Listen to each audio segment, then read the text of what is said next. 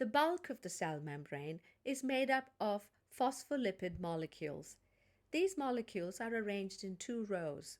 The molecules within the same row often exchange places with each other. They're constantly moving like a beaded curtain. The hydrophilic heads of the phospholipid molecule is facing outwards, and the hydrophobic tails, they face towards the interior of the phospholipid bilayer.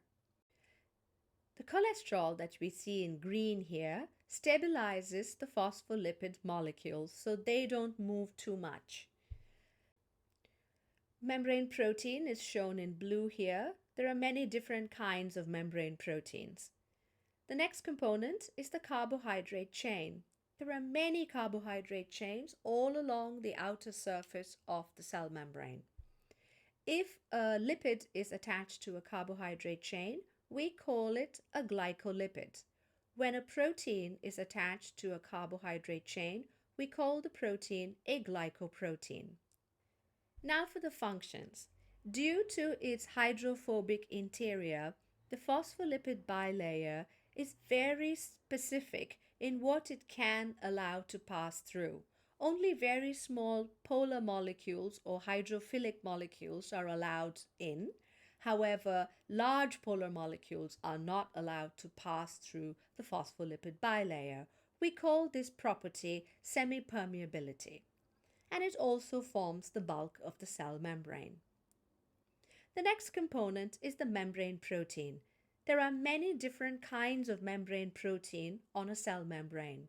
They could be a receptor, an enzyme, a channel, a gated channel, a cell adhesion molecule, or a cell identity marker. The next component is the carbohydrate chain. The carbohydrate chain, when attached to a protein or a lipid, they act as identity markers, cell-to-cell identification. And they also serve a protective function because there are so many of them on the surface of the cell membrane. Cholesterol's function is to stabilize the phospholipid bilayer when the temperature is high and the phospholipid molecules tend to move a little too much.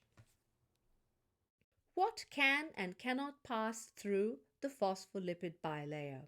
Here is the phospholipid bilayer in pink. We need to remember two rules before we consider different kinds of molecules. The first rule is the phospholipid bilayer has a hydrophobic interior. The second rule is that the phospholipid molecules are constantly moving and exchanging places, which means very small molecules can make it through. So let's look at these one by one. Here we have oxygen, carbon dioxide, and water. These three molecules are very small, which means they can squeeze through the phospholipid molecules, the space between the phospholipid molecules. So they can pass through very easily. Now let's take a look at some hydrophobic molecules. Lipids are hydrophobic. They don't like water. Water and oil do not mix. So all lipids are hydrophobic.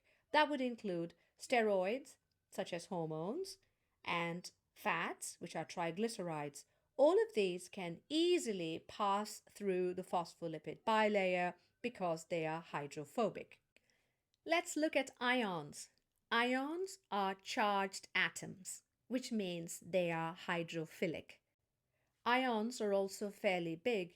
They cannot fit in the spaces between the phospholipid molecules. So they don't satisfy both rules. As a result, ions cannot pass through the phospholipid bilayer. They are big and they are hydrophilic. The next example is glucose, which is a monomer. It cannot pass through the phospholipid bilayer because, like the ions, glucose does not satisfy both rules. It is hydrophilic and it is too big. There are several different kinds of membrane proteins, so let's look at them one by one. The first protein on the extreme left is a receptor protein. You want to think of a receptor protein as a bouncer in a bar. Your bouncer checks your ID before he lets you in. So the receptor protein is like a bouncer. The second protein is an enzyme protein. The third is a channel. The channel is always open. The fourth protein seen here is a gated channel, which means the channel can open or close depending upon the stimulation. The fifth protein is a cell identity marker with a carbohydrate chain attached to it.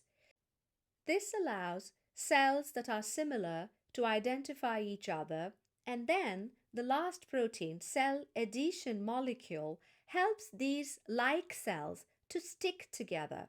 We call this CAM, cell adhesion molecule.